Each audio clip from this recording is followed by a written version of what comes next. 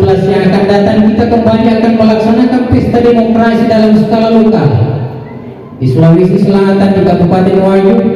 Maka ini tentu akan menjadi pelajaran berharga bagi kita yang lalu untuk bagaimana menjadikan Wajo ini Wajo yang makin maju, makin sejahtera, makin diridhoi oleh Allah Subhanahu wa taala. Dan tentu syaratnya adalah kembalilah kepada apa yang telah disampaikan oleh Rasulullah sebagai utusan Allah Subhanahu wa taala.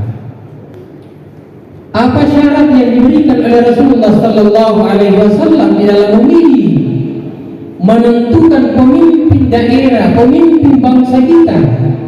Ada 4 yang disebut dengan staf. Apa itu staf? Siddiq,